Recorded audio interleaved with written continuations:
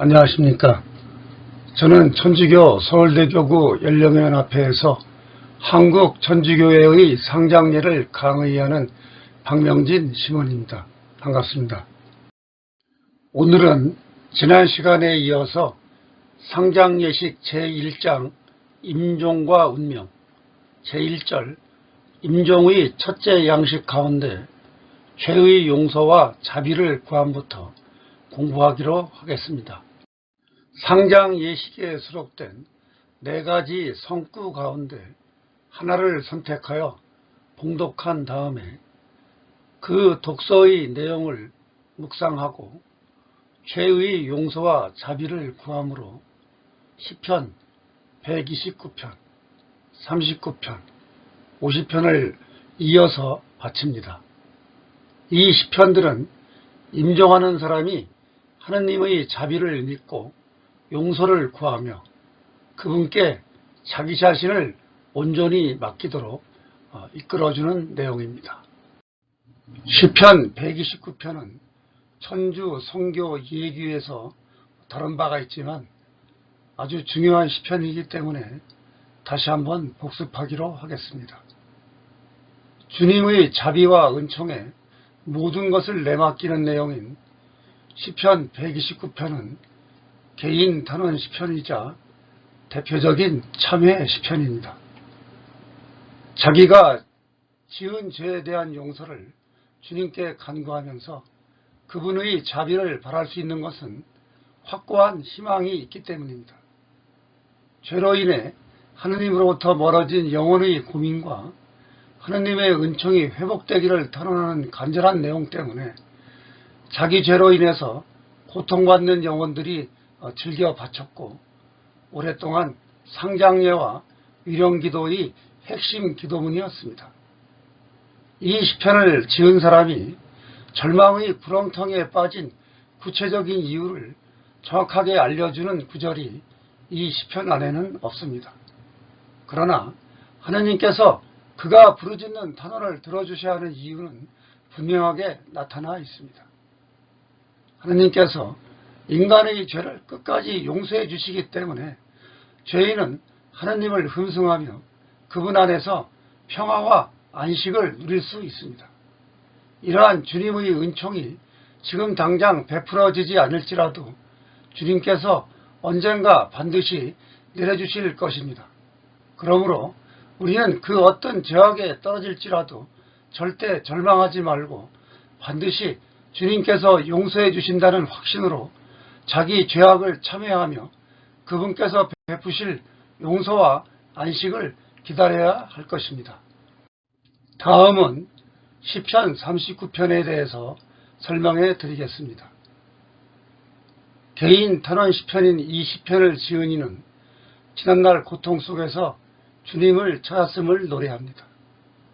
주님께서 곧바로 응답하지 않으셨는데도 주님께 바라고 바랐더니만 주님께서 이 몸을 구워보셨네. 부르짖는 내 소리를 들어주셨네. 이렇게 기뻐하고 감사하는 마음을 노래합니다.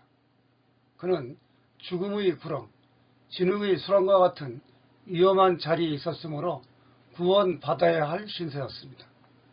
죽을 지경에 빠질 만큼 아주 어려운 처지에서 구원된다는 것은 바위 위에 내 발을 세우시며 이렇게 하는 것처럼 기적과 같은 것이었습니다.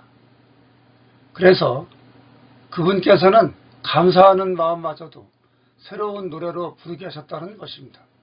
그러니 많은 이들에게 두려워하며 주님을 신뢰하라고 외치는 것입니다. 이 시편을 지은 사람은 복되어라 이렇게 외치면서 지금 자기가 누리는 행복을 강조합니다. 그는 괴로운 처지가 되어 이방인들이 믿는 신이나 마귀에게 도움을 바랄 수도 있었지만 끝까지 주 하느님께 의지하고 허세를 부리는 자, 즉 오만한 자, 그리고 거짓에 속는 자, 즉 거짓된 변절자를 따르지 않았습니다. 그는 주님께서 특별히 그를 위해 하신 일을 계속 노래할 수도 있으나 이제 모든 백성과 함께 하고 많은 묘한 일을 당신께서 하셨으니 저희 위하여 저희 위하신 계획들을 누가 당해내오리까 이렇게 노래합니다. 하느님께서 이스라엘에게 베푸신 은총은 낱낱이 들어서 말하려 해도 셈할 수 없이 많기 때문입니다.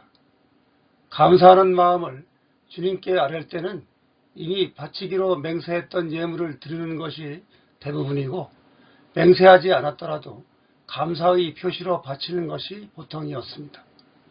그러나 이 시편을 지은 사람은 주 하느님께서 그런 재물은 즐기시지도 않고 바라지도 않으신다고 분명하고 단호하게 외칩니다. 그가 하느님께 드리는 예물은 보소서 이 몸이 대령했나이다 이렇게 말했듯이 오로지 자기 자신뿐입니다. 왜냐하면 제 마음속에 당신 법이 새겨져 있기 때문입니다. 시편 50편 역시 천주 성교 얘기에서 다룬 바가 있지만 대단히 중요한 시편이기 때문에 다시 한번 말씀드리겠습니다. 개인 단원 시편이자 7편의 참회 시편 가운데 하나인 시편 50편 역시 오랫동안 상장례와 위령기도의 핵심 기도문이었습니다. 제1절 지휘자에게 시편 다윗, 제2절 그가 밧세바와 정을 통한 뒤 예언자 나탄이 그에게 왔을 때, 이런 구절들에서 밝히듯이 학자에 따라 이론의 여지가 있지만 지은 사람, 지은 까닭, 지은 시기 등이 구체적으로 나타난 시편입니다. 7개의 참회 시편 중에서도 자기 죄에 대한 참회를 가장 절절하게 나타내는 대표적인 시라고 할 수 있겠습니다. 교회는 참회와 관련된 일식에서도 이 시편을 사용하였습니다. 사무엘 하권 11장과 12장은 죽는 그 순간까지도 자기를 전혀 의심하지 않고 끝까지 충성을 다하는 신하를 저버리고 비열한 죄악을 저지르는 다윗 왕의 모습을 마치 눈앞에서 보는 것처럼 자세하게 묘사하였습니다. 그런데 그것보다 더 주목해야 할 사실은 엄청난 죄를 저지르고도 뻔뻔하게 버티긴 했지만 예언자 나탄을 통해서 자기의 잘못을 깨닫자 진심으로 뉘우치는 다윗의 모습입니다.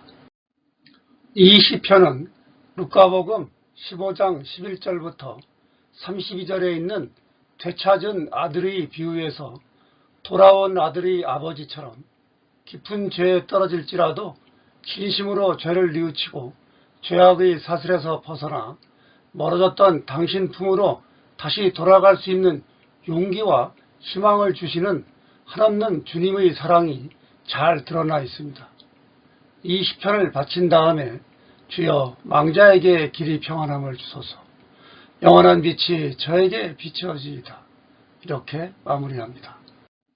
세 가지의 시편을 이어서 바치고 나면 모두 임종하는 이의 손을 잡아주거나 이마에 십자가를 그어주고 위로의 말을 합니다. 이어서 임종하는 이가 하느님께 자신을 드릴 수 있도록 봉헌송을 바치게 하거나 함께 모여있는 이들이 다 함께 바칩니다. 봉헌송은 성모 찬송과 최민순 신부의 시인 받으시옵소서입니다. 성모 찬송은 천주 성교 공과의 조각, 즉 아침 기도에 있는 것으로 우리 신앙의 선조들이 매일 바쳤던 기도입니다. 제2차 바티칸 공의회의 정신을 따라 개정된 가톨릭 기도서에는 아침 기도가 아닌 제2편 특수 기도의 성모성월에 있습니다. 우리 신앙의 선조들이 가장 즐겨 바치던 화살 기도는 예수 마리아 또는 예수 마리아 요셉, 이러한 외침에 가까운 아주 짧은 기도였습니다. 신자들이 화살 기도를 바치는 경우는 다양하지만 위기를 맞거나 해결하기 어려운 상황일 때 많이 바쳤습니다. 예수 마리아 요셉이시여 저를 위험에서 구하소서, 또는 예수 마리아 요셉이시여 저에게 이 역경을 이겨낼 수 있는 힘을 주소서, 이러한 말을 함축한 것입니다. 우리의 어머니가 되신 성모 마리아께서는 늘 우리 곁에서 우리를 위해서 주님께 기도해 주시는 분이시므로 우리는 늘 그분께 우리의 보호자 성모님, 불쌍한 저희를 인자론으로 구워보소서 이렇게 매달려야 합니다. 더구나 인간적으로는 가장 두려운 죽음을 맞이할 때 주저하지 말고 귀양살이가 끝날 때 당신의 아들 우리 주 예수님을 뵙게 하소서 이런 식으로 간청해야 하는 것입니다. 성모 찬송 뒤에 최민순 신부의 시인 받으시옵소서를 기도로 바칩니다. 최민순 유고집 영혼의 길에 수록된 유시가 상장예식에 수록됨으로써 우리나라 교회 상장예의 공식 기도문이 되었습니다. 최민순 신부의 장례미사에서 김수환 추기경이 했던 그 강론을 이 유고집의 머리말에 대신하여 이렇게 수록하였습니다. 이 가운데 핵심적인 내용을 읽어드리겠습니다. 한마디로 신부님께 하느님은 사랑하는 님이십니다. 목매에도 잃을 수 없는 보고 싶은 그 님이십니다. 신부님의 시집 님 또는 밤 그리고 받으시옵소서로 시작되는 유시는 이를 잘 증명하고 있습니다. 이 하느님을 떠나서 신부님은 문자 그대로 달리 당신의 삶의 의미나 존재의 가치를 찾지 못했습니다. 이 영성의 깊이, 이 신앙의 깊이는 참으로 우리 모두가 본받고 따라야 할 귀감이 아닐 수 없습니다. 최민순 신부는 죽음을 앞둔 이나 그 자리에 함께 모인 이들의 입을 통해서 여기 육신이 있습니다. 영혼이 있습니다. 본시 없던 저를 손수 지어 있게 하시고 오직 당신 것이오니 도로 받으시옵소서 라며 살아서도 주님 것이었던 자기의 모든 것을 이제는 주님께 마지막 제물로 기꺼이 바치겠다고 고백하게 합니다. 가난한 채, 더러운 채 이대로 나를 바쳐 드리오면 오로지 임을 굳게 믿기 때문입니다. 이렇게 주님의 제물이 되어 임종하는 이는 전능하신 자비 안에 이 몸이 안겨질 때 주홍 같은 나의 죄 눈같이 휘어지리이다. 진흙 같은 이 마음이 수궁처럼 빛날 것입니다.